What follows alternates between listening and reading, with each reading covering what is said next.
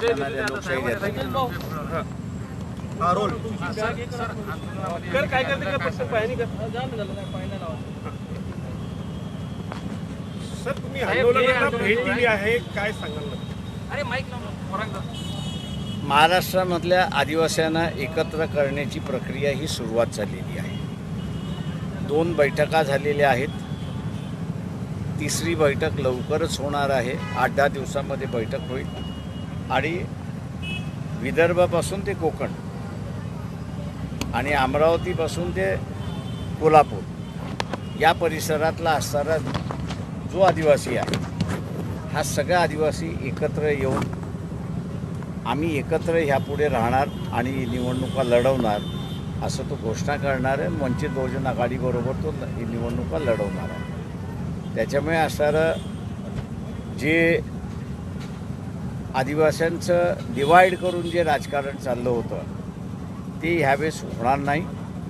TP area आणि OTP area हे इथले सगळे आदिवासी एकत्र येऊन आता इलेक्शन लढणार आहेत आणि सामाजिक लढाही उभा करणार आहेत असा त्यांचा मानस आहे. आणि त्या ते मानस उभं करण्यामध्ये वंचित बहुजन आघाडीचा फार मोठा वाटा आहे एवढं मी त्या ठिकाणी नमूद करतो. बाळासाहेब ST कामगारात देखील आंदोलन सुरू आहे. दुसरा दिवस आहे. अनेक प्रवाशांचे हाल होत आहे. काही विद्यार्थ्यांचे आज आरोग्य विभागाची परीक्षा आहेत, त्यांना परीक्षेनं जाता नाही, तर काहींना वेळेवरती ऑफिसला देखील जाता नाही. असे या मागच्या वेळेस ज्यांना झालं होतं त्यावेळेस त्यांच्यापुढे आम्ही तोडगा मांडला होता की काय तुम्ही मागितलं पाहिजे.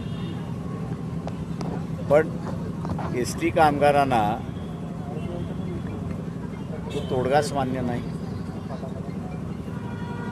शिवशाही ह्या ज्या बसेस होत्या मी त्यांना असं म्हटलं होतं, हिम्मत दाखवा की शिवशाही ह्या ज्या बसेस उद्धव ठाकरेच्या कालावधीमध्ये चालविण्यासाठी गेल्या होत्या त्यावेळेस डिझेल जे आहे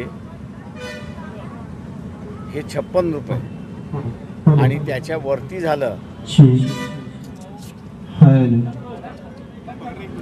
तर ST महामंडळ भरेल असा जो करारनामा झाला आहे. मी म्हटलं त्याच्या विरोधात तुम्ही असा आवाज उठवा.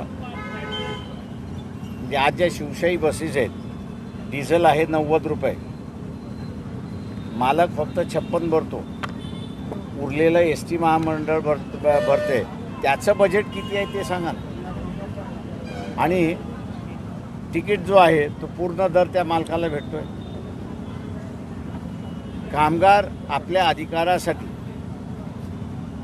ST महामंडळामध्ये चाललेलं करप्शन हे जर बाहेर काढत नसतील तर त्यांच्याच नोकऱ्यांवरती असताना गदा येणार. आजही माझी त्यांना ऑफर आहे की आम्ही सांगितलेलं चूक असेल तर म्हणा चूक आहे, आम्ही सांगितलेलं बरोबर असेल तर आंदोलन करताय, तुम्ही आरोप करा की हे तुम्ही करताय की न करताय. हा तुमचा एग्रीमेंट शिवशाही बसच्या मालकाबरोबर आहे की नाही आहे हे सांगा ना. बाळासाहेब आज मुख्यमंत्र्यांसोबत बैठक होणार आहे आंदोलनकर्त्यांची. मुख्यमंत्र्यांना काही सांगणार आहे ना? मुख्यमंत्र्यांना आपण काय सांगणार आहोत? कामगार नेते सांगणार सक्षम आहेत ते सांगतील का? आंबेडकर चळवळीतील एक बडे नेते आहे ॲडव्होकेट जे वाकरे आहे ते कुठंतरी शरद पवारांसोबत जात आहेत, तुतारी फुटण्याच्या तयारीत आहे. कोण? वखरे मी पहिल्यांदाच नाव ऐकतो. Balasaheb thank you very much. जनगणनेसंदर्भात संघाने आपलं मत मांडलं. याचं जनगणनावर पण राजकारण होऊ नये असं म्हटलेलं आहे. मी असं म्हणेन की RSS सारखं खोटारडं संघटन दुसरं कुठलंच नाही आहे. BJP सारखंही त्यांनी सुप्रीम कोर्टामध्ये ॲफिडेव्हिट दिलेलं आहे की आम्ही जातगणना करू शकत नाही, करणार नाही आणि होणारही नाही असं त्यांनी म्हटलेलं आहे. आणि आता जसं झारखंड, हरियाणा आणि महाराष्ट्राच्या निवडणुका आल्यात तसं आता OBCना बोलवण्यासाठी आम्ही जातगणना करण्यासाठी तयार आहोत. ते राजकारणासाठी वापरू नका, अमुक याच्यासाठी वापरू नका, हा जो पालुपत लावलेला आहे त्या खोटारड्या संघटनेने अजिबात बोलू नये. मोहन भागवत यांना असं आव्हान करतो आहे की तुम्ही तुमच्या पक्षाने दिलेलं ॲफिडेव्हिट हे मागे घेतलं आहे का हे पहिल्यांदा खुलासा करा. थँक्यू.